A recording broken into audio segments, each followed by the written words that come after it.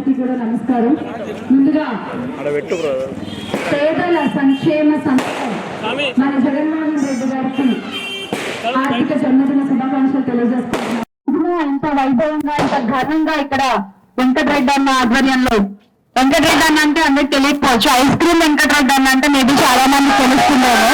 So ఆయన చాలా చక్కగా ఇవాళ ఆర్గనైజ్ చేశారు ఈ కార్యక్రమాన్ని ఇక్కడ. అలాగే ఇంకో గొప్పతనం ఏంటంటే ఇవాళ బాలనగర్ లో మనం ఎక్కడైతే వైఎస్ఆర్ గారి విగ్రహం దగ్గర నుంచున్నామో అది ఉమ్మడి రాష్ట్రంలో ఉన్నప్పుడు ఏర్పాటు చేయబడినటువంటి 2వ విగ్రహం. అంటే వైఎస్ఆర్ గారు చనిపోయిన తర్వాత 21 రోజులకే ఈ విగ్రహాన్ని ఇక్కడ బాలాజీనగర్ వాసులందరూ కలిసి ఏర్పాటు చేయడం జరిగింది. ఇది 2వ విగ్రహం మొత్తం రాష్ట్రంలోనే ఆ రోజున. అలాంటి ఒక విగ్రహం దగ్గర నుంచి ఈ రోజున జగనన్న పుట్టినరోజు వేడుకలు నిర్వహించుకోవడం చాలా సంతోషంగా ఉంది.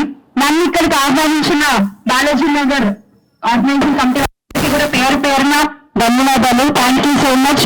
అలాగే వెంకటరెడ్డి అన్న ఎన్నో సంవత్సరాలుగా జగనన్నతో కలిసి నడుస్తూ 2007 నుంచి 2007 నుంచి ఆయన ప్రయాణం జగనన్నతో ఇప్పటికీ జగనన్న వెంట నడుస్తున్నారు. ఇలా వెంకటరెడ్డి అన్నే కాదు చాలా మంది ఎందుకు జగనన్న కుటుంబం రోజు రోజుకి పెరుగుతోంది అంటే ఎల్లప్పుడూ ప్రజల శ్రేయస్సు కోసమే పరితపిస్తూ, ప్రజా సంక్షేమం కోసమే పాటుపడుతూ, ప్రజల ఆనందం కోసం ఆరాటు పడి అదే ఆస్తిగా భావించేటువంటి వ్యక్తులు ఆనాడు మహానేత దివంగత వైఎస్ రాజశేఖర్ రెడ్డి గారు, ఈ రోజు మన వైఎస్ జగన్మోహన్ రెడ్డి గారు.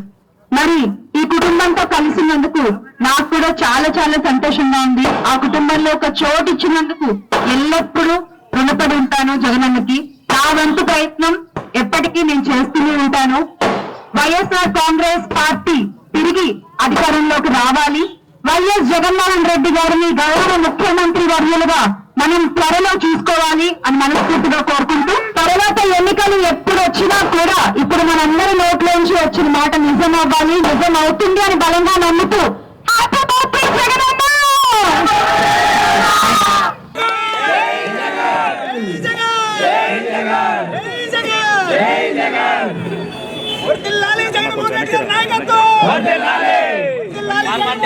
నాయకత్వం